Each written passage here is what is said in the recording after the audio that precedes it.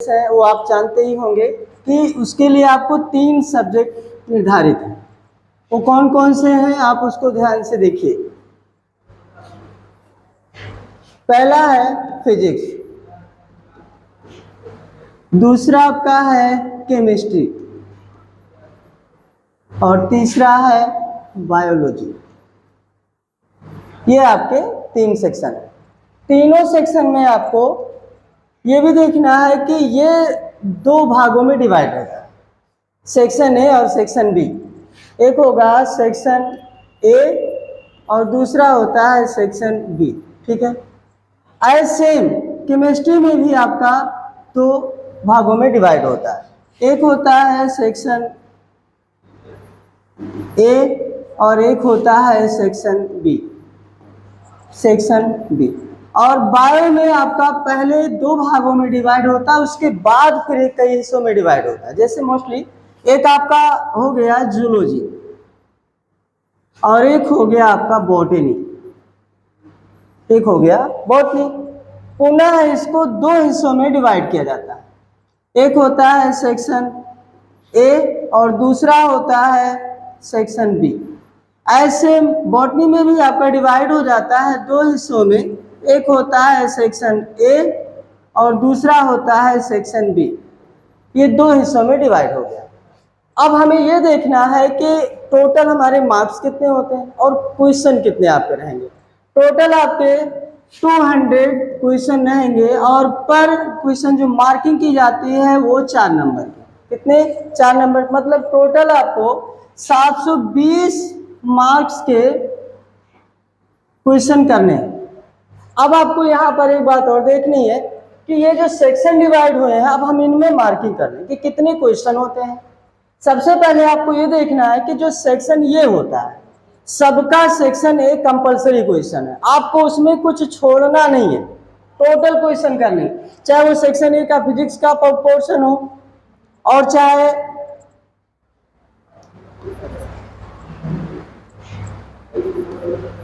Section A का जो portion है, ये आपका टोटल रहेगा 35 प्रश्न रहेंगे। कितने रहेंगे? 35 प्रश्न रहेंगे और ये कंपलसरी है, इसमें आपको कुछ भी छोड़ना नहीं। दूसरा जो आपका फिजिक्स का सेक्शन बी का होगा, इसमें 15 रहेंगे और इस 15 में से आपको केवल 10 क्वेश्चन ही सॉल्व करने हैं।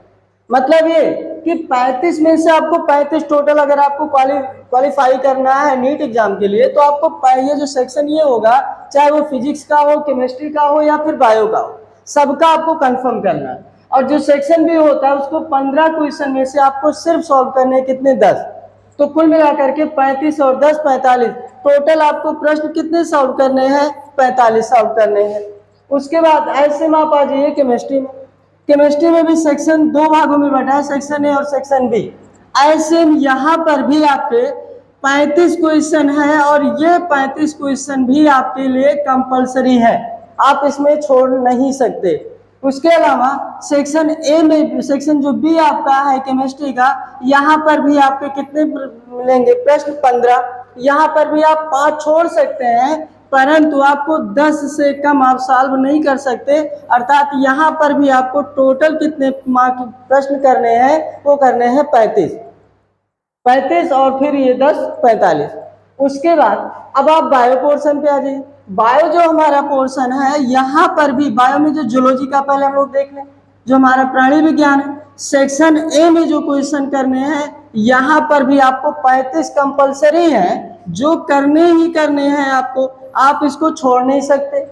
और जो जूलॉजी का जो सेक्शन भी है, यहाँ पर भी आपको 15 क्वेश्चन मिलेंगे, 5 आप उसको छोड़ सकते हो, जबकि आपको 10 क्वेश्चन करने हैं। तो 35 इधर हो गया, 35 10 टोटल आपके हो गए यहाँ पर 45 प्रश्न आपको यहाँ पर भी करने हैं। अब आ जाइए आप सब बॉटनी पोर्शन पर। यहाँ पर भी है, सेम सेक्शन में ही डिवाइड है, सेक्शन ए और सेक्शन बी। यहाँ पर भी आपको जो 35 मिलेंगे प्रश्न जो सेक्शन ए में, इसमें आपको टोटल मार्किंग करनी है, अर्थात 35 के 35 सॉल्व करने, जबकि सेक्शन बी में आपके दिए रहेंगे 15 प्रश्न, लेकिन आपको सॉल्व कितने करने हैं? केवल 10। तो 35 और 10 आपके टोटल हो गए कितना? 45। अब अगर आप काउंट करेंगे तो आपको टोटल कितने प्रश्न आपको करने हैं? 180 प्रश्न करने हैं। नीट क्वालिफिकेशन के लिए आपके लिए जरूरी क्या है वो आप सुनिए।